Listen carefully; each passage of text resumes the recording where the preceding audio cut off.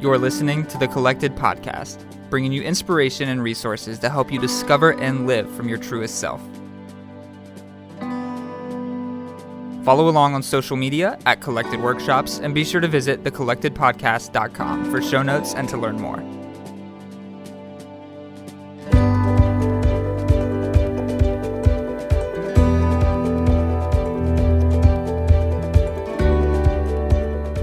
Welcome to episode 17 of the Collected Podcast. I'm Tia McNelly. I'm Michaela Hooper. And I'm Jes Biondo. And I am also your interviewee for today. Yay. Jes, you killed it, man. Oh, thanks. I was really nervous for days. I know how our guests feel, although our guests are rock stars, so they probably don't actually feel that nervous. It's interesting. I've heard feedback from a few guests of how impactful this is on their end. And now I've experienced it. You've experienced it. Michaela, you get to experience it soon. I do. Well, and in preparing for the interview, we recorded it pretty early in the year. It was 2 days after my 32nd birthday, 14 days into January. So I had already been in a very reflective mode with the new year and a new birth year. And so then preparing for this, I did a lot of praying. And I journaled pages. And I think I covered like 2 things that I thought I would get to. So as you listen to this, my prayer is that these 2 things were from the Holy Spirit. Yeah, I know they were. Yeah, it was powerful. Mm-hmm. Well, guys, let's let you listen to it for yourselves. Here is our interview with Jes. Enjoy.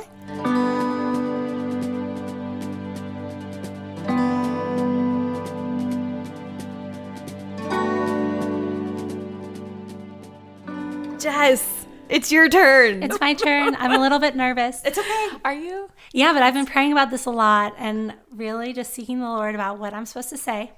Because I ask the questions and I do the interviews and we're doing this thing.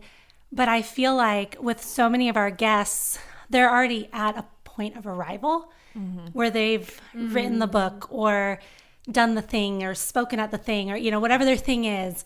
And I feel like I'm still so much in process. And I know things I'm passionate about and I'm learning more about who I am, but I haven't arrived at any point. I think you have more than you give yourself credit for. Maybe. But I also know that there is something extraordinary on your life. Yes. Thank you. And I know you and I have been talking about that, especially in the past year, about stepping into that more. Yeah. But before we get to that point, let's back up a little bit, Jes. Tell us a little bit about your beginnings, about your family, about your faith beginnings, all that good stuff. Yeah. Well, I have great parents, great family. Amen. I give that an amen. Yeah, they're good. My dad's going to be on the podcast. Yay! Pretty soon here. He's awesome. But speaking of my awesome dad, because I had such a solid father who just loved me well, it's always been easy for me to believe in the love of the Heavenly Father. But I think on the flip side of that, for most of my life, I didn't have to rely, in my mind, I believed I didn't need God as much because I had everything I needed. Like growing up, my parents loved me so well and taught me so well that I realized later on, I started to realize in college that whenever something happens in my life and I'm struggling or I'm in need, I immediately turn to man because they're faithful to me and they love me and they support me, which is so wonderful. I'm not knocking that at all. You mean by man, you mean people. People. Yeah. Human. Human. Yeah. And so I came to this point in my walk with the Lord where I think I'm kind of getting ahead of myself, but after college I moved to Mexico and I was teaching there for 2 years. And while I was there, that's the first time I felt so alone. And yes, my family was a phone call away and they would answer day or night, but I was alone in this foreign country where I sort of spoke the language, más o menos. And I had, God blessed me with some great friends there, incredible friends who I'm so thankful for. But so many of those nights, just being a single woman there, without a U.S. phone, I didn't have a car. Like I felt so stuck and alone sometimes and powerless to be able to get the things I needed. Like if I needed groceries, I had to ask somebody to take me to the store. And that was so out of my control. And it was the first time of really experiencing deep loneliness and learning what it means to be sustained by the Lord. And not run to humans or my family or friends or for comfort. And it was in that time where I first discovered listening prayer. We had someone come and speak to our staff when I was living in Mexico down there. I worked with an organization called Back to Back, and we did orphan care in Monterrey, Mexico. And this couple came down and they spoke to us about listening and healing prayer. And that has just been a practice in my walk with the Lord that when I'm doing it faithfully, which to be honest is hit or miss, and I kind of forget about it until I remember that, oh yeah, this is really beneficial. I should be doing this. But that has been such a huge practice of connecting with the Lord and getting my mind right and remembering who He is, who I am in Him, and being able to operate out of that just in the stillness of being alone with Him. Wow. But it's that solitude that I've always been afraid of. Because in the solitude, this is going to connect to we'll talk about the Enneagram a little bit today too. So I'm going to back up. If you don't know what the Enneagram is, it's this personality typology system. There's 9 numbers, and it's really the way, not so much like the way you or the world sees you, but the way you see the world. And what are your root motivations that are causing you to behave a certain way, and the masks you put on to protect yourself, and the way that you respond out of that. So it's really a tool to help improve your self-awareness, to help you reconnect with your true identity. And one author I read described it as finding your way home, back to the person God created you to be. So it's so much more than just like, oh yeah, I'm, type A, or I'm this. It's so much deeper and gets at why you do what you do.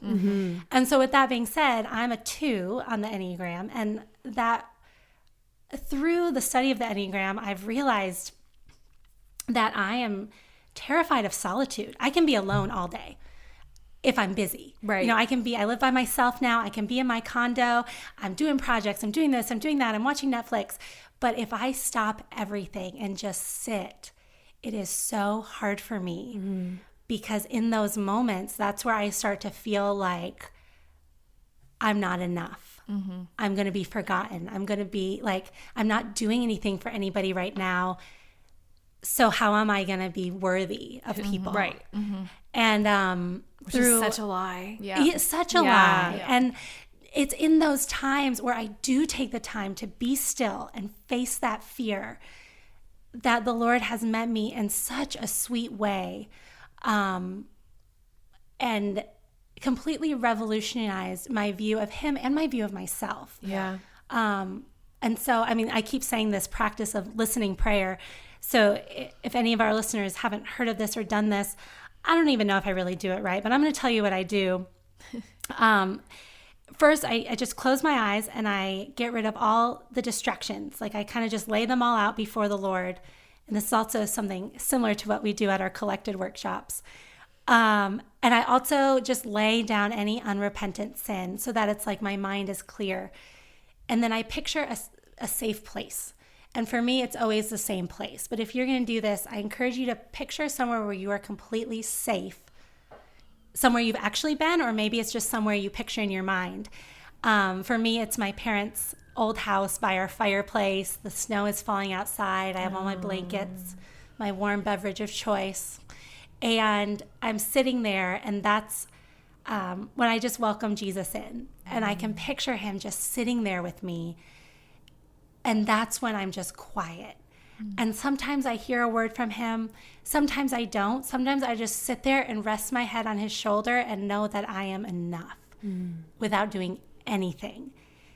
And for me, I'm a very confident person and I'm outgoing. But in my heart, it's like all of those things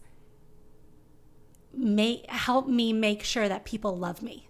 Yeah. Because it's like, if I stop doing things and people don't need me, then why would they want me? Is my lie that I have had to overcome in my life. Right. I'll tell you why, because you're incredible. Let me just say that out loud. Well, thank you. But and that, you know, I've come through all this, and the Enneagram was a huge tool for helping me realize these things about myself. Right. For so long, I didn't even realize that this was going on. Yeah. And so through the Enneagram, I realized, and it was like the glasses came off, and Right. and I could just see clearly for the first time that so many of the things I was doing were in an effort to feel needed, and it was causing me to be inauthentic in so many ways. And so, like, it would even come out in relationships where I would, you know, those of you who don't know, I'm single, which, P.S., I am the first single woman to be podcasted on this show. Are you? I am. I looked back. I was like, dang, we're not representing our single ladies. Hey. So you don't have to be married and have kids to be living out your identity and your purpose. That's right. Preach it. Preach. So anyway, I realized in my own relationships that so many of them, I've dated lots of guys, plenty of dating experience. And they meet me, and I'm confident, and I don't know, something about me draws them to me. But then I get in the relationship, and this desire to be needed like overtakes me. And it becomes this thing where I start to shift who I am to be what I think they need. Yeah. Which then, of course, I'm not the person they were initially attracted to, and it kind of self-destructs. And, you know, so I've seen this cycle many times in my life. And this was the first time of realizing, like, oh, Yeah. I'm not being true to who God created me to be. Wow. And I become this like half self in an effort to be what I think they need. And then how much pride is that I assume to know what they need? You know, so it's like that root sin of, I would have never called myself prideful, but just seeing that, like, oh, wow, I've had so much pride in my life of just assuming that my way is going to be the best, or that I know what you need more than you do. And it's such a subconscious eyes on self situation. Oh, yeah. Like, I had no idea I was doing any of this Right. until I turned 30. It's really until I turned 30. It took me 30 years and, you know, the Enneagram to help me realize that. Amazing things happen in your 30s. No. It's interesting to me that the Lord has positioned you in different places throughout your life where you've had to press in or lean in to being alone in the physical, to navigate some of those places in your heart where He's like, I want to do something here, because there's some lies, or there's some perspectives that I want to shift. Yeah. And so I got to position Jes to be alone, in a sense, in the physical, if you will. Yeah. To get you to kind of press in and lean in to the deeper things that He wants to do in your heart, which is hard. Like you were talking about Mexico, and I'm like, dang, like, you know, that's hard when you have operated in such a way. And like you said, it wasn't bad. Like you've had amazing people in your life to walk with you and to provide for you. And you can recognize God's blessing in that. The flip side of it is that you may at times have relied so much on that, that the depth of your heart, it's like, it hasn't fully been exposed, if you will. So He's like, all right, well, I'm going to position you elsewhere. Yeah. To get you to lean in so that I can stir up some things in you. Yeah. Well, and I didn't even realize any of this. You know, I joked about, like, it took me 30 years, but seriously, like, I didn't realize I had issues until I turned 30. My 20s were so outward focused. they were. And You spent time in Thailand? Right? Yeah. I mean, I taught in Thailand and Nigeria and Namibia, and I traveled to Kenya and was on the board of the Kenyan nonprofit that we've talked about a few times, the Kilgoris Project. And I taught in Mexico for the 2 years, like doing. And those things are so connected to my heart and my passion. And I have a heart for orphan care and for international education. I got my master's degree during that time. Like, it's exhausting saying it all. But I know I'm a little out of breath, actually. But I stayed so busy, and it wasn't bad. Like, I was doing things I loved, and I was becoming who I am, and I was, pouring out in the ways that God allowed me to. Like, he opened all these doors. Right. He directed you to all those places. He did, yes. All of those trips. I'm a teacher by trade, and so I have my summers off. And so every summer, God would just open a door to a new location. And so I've gotten to see so many things and do so many things, and I'm so thankful for that. But then when I was 29, I knew change was coming. If any of you knew me when I was 29, I just was so excited to be 30. I would tell people, I'm pretty much 30, which who does that? But I did. And that spirit in my spirit was right, because when I turned 30, it was this immediate shift where all of a sudden I had to still myself, and these things I've shared, I began to realize about myself. And my word in 2018 for the year was rooted. And that call, Brene Brown in Braving the Wilderness says, living out of your wild heart rather than your weary heart or something. But that's what I wanted, to remain rooted in who I'm called to be, and not to be swayed by other people's opinions or what I think other people need, but to be me. And as I started to do that, doors started to open up like I had never experienced before, with Collected, and all of a sudden starting to slowly get this platform to share my voice and my story and be empowered to do that locally. Right. For so much of my life, I felt like I didn't really have good purpose unless I was out there. Traveling abroad in an exotic place. And so much of my identity was wrapped up in where I was when I was living in Mexico as a missionary. Like, that was my identity. I'm a missionary. And then I moved to Charlotte, and it was this identity crisis of, well, I'm not a missionary, and I'm in a new place, and I don't, I'm teaching, and I love teaching, so I got to keep traveling. Because if I'm not, planning for a trip, or I can't tell someone about a trip, then how is my life going to matter? What's interesting about me? Like all my friends, back home are talking about their marriages and their babies, and I can talk about my trips. Like, that was my thing. And it will always be part of my life. Right? Sure. Because, you get the bug, and you can't stop at some point. Right. But that is no longer my identity. To the point where, I think, I don't know. I don't know what's next. Right. But that's okay. Yeah. What a beautiful it's a good place. Yeah. Transition times are so beautiful. Whenever I think of somebody kind of in the waiting of a transition, I always go back to when I was pregnant with my first daughter, single, terrified, 2 weeks overdue. 2 weeks. Miserably pregnant and overdue. And it was leading up to Christmas time. And I just remember the Lord whispering, the waiting times are the learning times. That there's so much that he wants to show us in times of waiting and in times of transition. And in that tension of what was and what's to come and not knowing. But it is such a beautiful time. It's good. And part of me feels like, in a sense, I'm waiting, because there are longings of my heart that are unmet. But I also, I feel like I'm doing what I'm supposed to be doing right now. I don't know where it's headed, but I feel like I'm in the right place in this moment.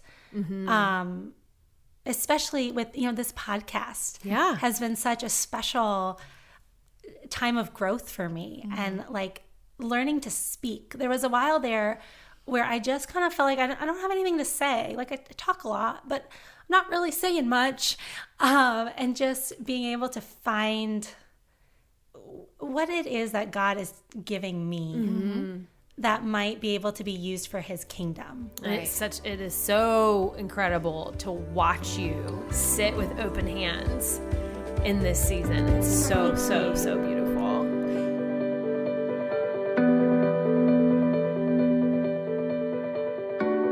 Tia McNelly here. You may know that I spent years as a labor and delivery nurse coaching parents through the birth process. I nurtured them through the scary and joyful moments of walking, waiting, and working harder than they'd ever imagined, and then finally watching as the precious thing they'd conceived came to life in the outside world. Though I'm no longer working as a nurse in the hospital, it's my great joy to continue coaching people, but instead of babies, I'm helping people just like you birth their dreams. Do you feel like there's something growing inside of you and you can't quite picture it, but you already love it? Like you might just burst at any moment? Are you both exhilarated and terrified to think of what it would be like to have this thing out of you and in the world? If you know that God is calling you to start working on your dream and you have no idea where to begin, I can help. Let's do something great. Visit tiamcnelly.com/coaching to learn more, or email hello@tiamcnelly.com to get started today.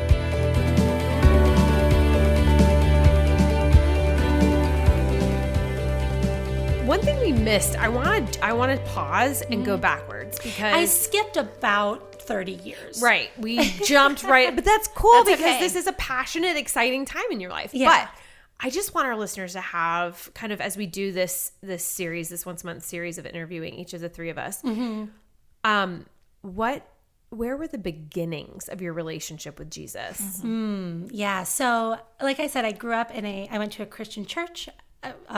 Christian school. My parents were Christians. Everyone in my world growing up was essentially Christian. And then halfway through 7th grade, we moved to Kentucky for my dad's job. And I started going to a public school. And that was the first time in my life where I realized not everyone in the world is a Christian. But that was also the time my neighbor who lived right across the street, her name is Kelsey, and she lived out her faith like no one I had ever seen in my life. Because all the kids I went to school with at my Christian school, we all assumed everyone was Christians. And so, yeah, we talked about it in Bible class, but beyond that, we didn't have to talk about it. It was just like assumed. And she talked about it. Like she was passionate. And I started going to youth group with her, and she lived it out, and she wasn't ashamed. And that is when I really had to make my faith my own. Yeah. It was like, okay, I actually have a choice here. Yeah. I'm surrounded now by people who aren't Christians. And so that's when it became my own. Yeah. And then it continued I was very involved in youth group in high school and had really influential people that God just positioned in my life. And I just see his protection in so many ways because, going back to what I was saying before about wanting to be needed, along with that goes a lot of like wanting to please people. Yeah. Right. And so I think as a young Christian, especially in high school, you would hear of, especially, everybody's dating and girls are starting to do things. And I think I would have been very easily pulled into that world. But I started dating a guy from my youth group, and he was so respectful and wise and just this, I feel like God like dropped him in my life, even though, he wasn't ultimately my husband.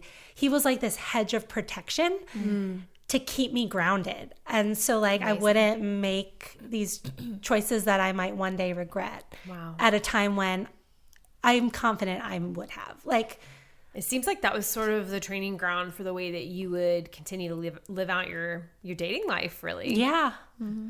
Yeah. I mean, I'm very thankful for that time. Yeah.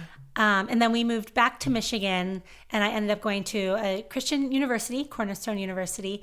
And from then I went on to Mexico, like I've said, so we're pretty much caught up. Okay, good. Just wanted to make sure we didn't miss all that good stuff. Yeah. But through all of that, beginnings in Christian school, church my whole life, Christian college where I took Bible classes, it's like I had so much head knowledge of the Bible, but the deeper I went, the more I realized like it doesn't matter how long you're in this, you are a beginner. Mm-hmm. Like, because the more you know, the more you realize what you don't know. Yes.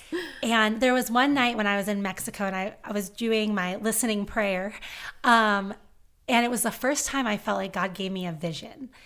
And I've only had a few in my life, and this was the first one. And I was just sitting on my bed in my room, which had no windows. It was just a cement block. So great for napping any time of the day or night. So it was pitch black. But I was sitting there, and all of a sudden I could see myself swimming down this underwater tunnel. It was like, a rock tunnel. And I was swimming and swimming, but it was this effortless swim. Like I was being propelled down deeper and deeper and deeper. And it just went on and on and on and on and on. And I felt the Lord say, this is how deep my mysteries go. Wow. And wait till you see what's on the other side. And that was just so sweet. And that was a decade ago now. And I still can picture that swim. And anytime I start to feel like, I open my Bible, it's like, I feel discouraged, or I don't know what's, I just feel like God really uninspired or it's that reminder of like, no, look at how deep my mysteries go. You have no idea. Keep going, because there's always more. Yeah. Always more to learn. So it's cool that you just shared that, because I was going to ask you just about how in the times that you've said yes with the Lord, like, has it surprised you the doors that he's opened or the opportunities that he's given you? Oh, yeah. Like you just talking about there's always more, and him telling you that. And then as you've said yes to things, like how has he surprised you? Well, I think one of the ways is through, I have my little hand lettering side business, one of my side hustles. And that started as a way of me just reclaiming my creativity, because it was something that was so essential to who I was growing up, high school, even college. I had this, the little storage room in my parents' basement. It was my art space. And I had a little dresser there with all my supplies. And I would go there and I would just paint for hours and hours. And it was so life-giving. But then moving to Mexico, I didn't really have a lot of supplies. And then college was busy, or, reverse that.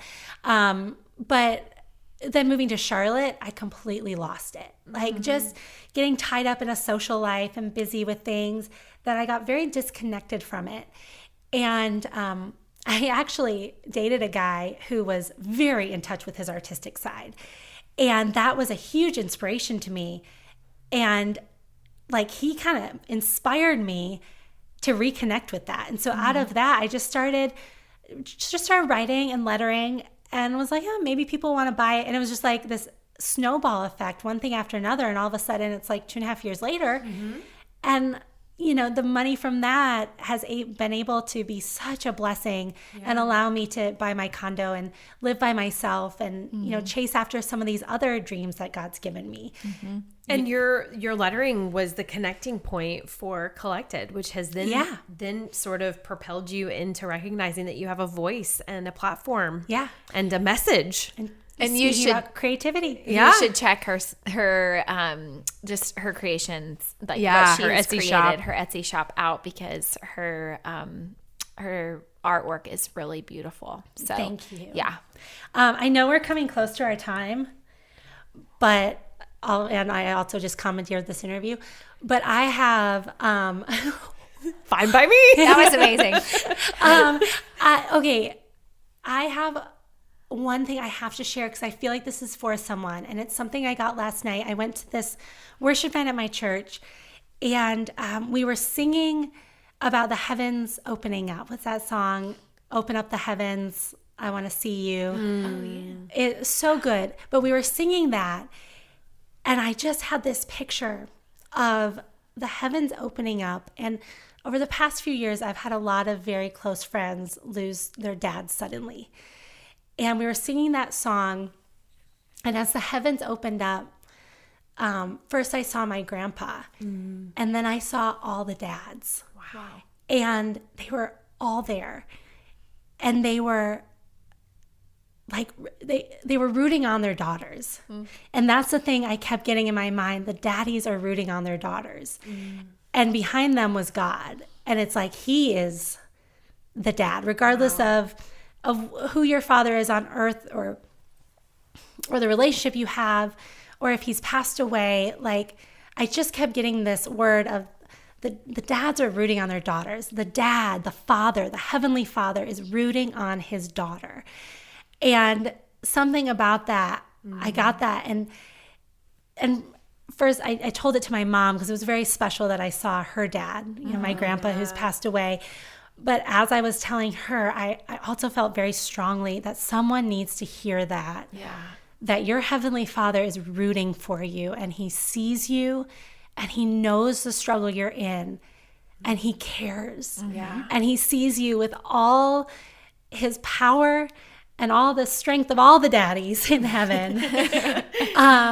But not that he needs it. But I don't know. So I just wanted to make sure I got that in. Yes. That's good. Because it was a very special picture to see. Well, I think that I just think of like the cloud of witnesses, that it talks about in the New Testament. And that's like, it's a crazy, I don't know, concept, or just the thought of the cloud of witnesses. Like they're, fathers are watching. Yeah. Like they're cheering us on, but not watching in that, like, I'm watching you. It's like, I'm rooting for you. I'm Yeah. here for you. Yeah. You've got this. Like, press on. Yeah. Love that. How awesome that the Lord gave you that. And I mean, you had that growing up, but through your journey, I just know that part of what the Lord's been doing is he's been identifying how he sees you, and not just how like your dad or your mom or other people see you, but how he sees you. Yeah. And you are learning to operate from that place in greater freedom. Yes. So as you've grown in being rooted, like if you think of a tree, the roots, like when a tree's rooted and it's got good soil and all that, like it's going to be incredible, and it's going to produce great fruit, and it's going to thrive. And so I just love that. Like as the Lord's working that out in you, he's also saying, hey, Jess, speak into those that I want to do that in as well, either for the first time, or I want to refine that in them. That's amazing. Thank you. So cool. Just as we close, I just want to ask our listeners to pray for you. So Collected Podcast listeners, if you can hear my voice, I'm just asking you to pray for Jess in this time of expectancy, this time of transition, the time of between what was and what's to come, and give her some encouragement. Comment, send her a note. Oh, buy something from Sprezza Foundry. Yeah. Do whatever you can. Use coupon code podcast for 10% off. Yeah, exactly. But yeah, just give Jess some encouragement, even if it's just in your prayers this week. So Thanks, Jess, guys. thanks so much for sharing with us. I know we'll get it to was hear fun. more and more and more of your story as we continue on in this journey. I know, you have to. It's my podcast. Oh, hey. Clearly, because she actually like jumped in on the interview, is like, I'm going to take. Here's what I'm going to say, guys. That's what I'm going to say. It was good. Oh, Good work, love Jess. you. Oh, love you guys.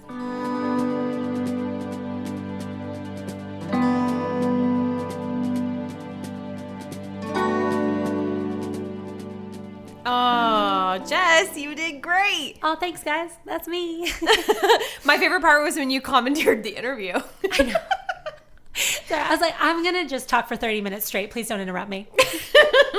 But I love it. Yeah, that's like, well, you said you only shared 2 points, but there was so much, So much. in what you shared. And even though you may not have covered everything that you wrote down or prepared for, there was so much goodness and vulnerability in what you shared. Thank you. And yeah, of course. And I was so grateful that you were vulnerable. I think sometimes we can just kind of Stay on the surface. And like you shared in your 20s, you learned so much in that time about being in the external, if you will. Not that you weren't in the internal, but like doing so much for you. No, I wasn't. But I think that to me, that's something that really stuck out in your interview. And I've known you for some time now that, you know, like there's great depth to who you are. Yep. Oh, thank you. But it's not as, I mean, I've known you for a very long time, and it's not as if there wasn't great depth to who you were before. Right. But what I've seen in you over the last few years is just coming into your own, getting comfortable in your own skin and confident in the you that God made you to be. And it's incredible to see. It's hard work. It is hard work. I've had to put in a lot of work. Yeah. But I feel like I'm seeing the fruit of it. Yeah. And becoming healthier and healthier. For sure. And And a it's lot of good. that work was done through the lens of the Enneagram. And I know you wanted to mention some resources. I wanted to give a couple tools in case your interest was sparked and you haven't dug into the Enneagram. There is, my favorite book is The Sacred Enneagram by Chris Hewerts, but it is a very, very deep dive. So if you're just getting into it, I would recommend The Road Back to You by Ian Cron and Suzanne Stabile, and we'll link to all of these. Yep. And that gives a good overview of the 9 numbers and how they connect and things like that. The tests are a pretty big buzz right now. Yeah. If you are set on taking a test, I recommend that as a starting point because the results are very confusing. Yep. It'll just rank the numbers. Yep. And so people will be like, oh yeah, I'm an 8 and a 2. Well, that's not a good example because 8 and 2 share a line. See, that's where it gets confusing. It gets very confusing. So you will identify most with one number. So whatever I would recommend, if you take a test, the top 3 numbers you're ranked as, have that be your starting point. Study those numbers. Of where you start in your study. Yep. Because the Enneagram is not a table trick. It's not like, oh yeah, I'm the helper, I'm the investigator. If it is going to transform your life, you have to put in the time and dig in, and it's going to show you things about yourself that make you cringe. Super uncomfortable. And that's when you know you've actually found your number. You know what? Yeah, I resisted my freedom. Like, I did not want to be a 3. Yeah. I read about the 3 and I was like, I do not even like the people that are 3s. Like, those are not my people. And the more I studied, the more I learned about motives and childhood wounds and all the things that are explored within studying in the Enneagram, the more I started to realize, actually, I am a 3. And it's amazing. Yeah. And the way that God created me to behave and interact with the world around me as a 3, just identifying that stuff has been super freeing. Yeah. So you guys should definitely dig in. Yeah. Let us know if you have questions as I know. well. I was just going to say that. Like, give us a shout and let us know, like, what your questions are regarding the Enneagram. Because Tia and Jess are definitely, I feel like, pros at that. I don't know about all that. Maybe not pros. But we do have a pro on tap coming on the show, so stay tuned for that. do. Yes, somebody who has studied under Suzanne Stabile. That's all the teaser I'm going to give you. I'm excited for that. I'm so excited. Big things in 2019. Yep. Anyway, Jess, thanks so much you're for welcome. sharing your heart with us. Love you.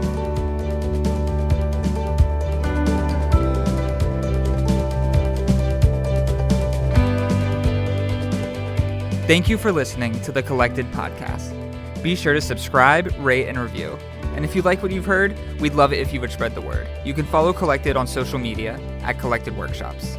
You can also find Tia at Tia McNelly Notes and Jess at Spreza Foundry. Check back for weekly episodes dropping every Thursday.